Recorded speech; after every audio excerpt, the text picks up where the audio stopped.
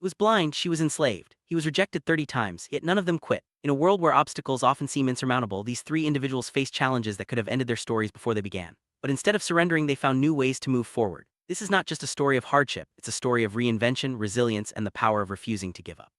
Let's explore how each of them transformed their greatest limitations into their greatest strengths. 11th century Persia, a young boy named Al-Mahri lost his sight at just 4 years old due to smallpox. With no vision and no formal path forward, many would have expected his world to shrink. But Al-Mahri chose a different route. He trained his memory relentlessly, memorizing entire libraries and dictating them back to scribes word for word. Instead of fighting against his blindness, he built a new system that worked for him. This approach didn't just help him survive, it made him one of the greatest poets of the Islamic Golden Age.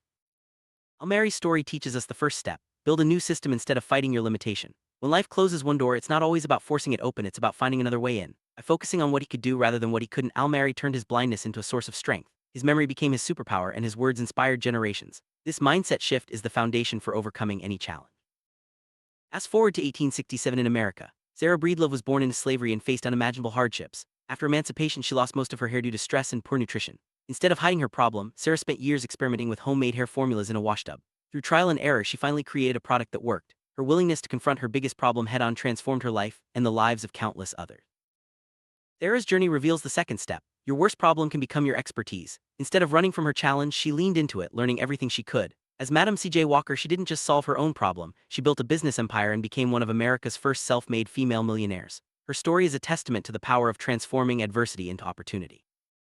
2007, Brian Chesky faced a wall of rejection. Investor after investor turned him down, some didn't even bother to reply. Desperate to keep his company alive, Chesky and his team sold cereal boxes shaped like political candidates just to pay the bills for one more month. It was a creative, last-ditch effort that kept their dream alive when hope seemed lost. That company, Airb. Brian Chesky's experience brings us to the third step: treat rejection as a bill to pay, not a verdict. Every no he received wasn't the end, it was just another cost on the way to success. By reframing rejection as a necessary part of the journey, Chesky kept moving forward until he found his breakthrough. This lesson applies to anyone facing setbacks. Persistence is often the price of admission for success.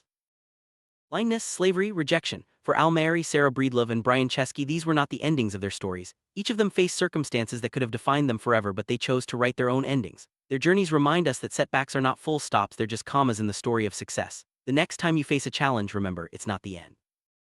Which step do you need today? Whether it's building a new system, turning your problem into expertise, or treating rejection as a bill to pay, the path to success is never straight. The stories of Al-Mahri, Madam C.J. Walker, and Brian Chesky show us that greatness is forged in adversity. Stay tuned for the next untold success story, because your breakthrough might be just one step away.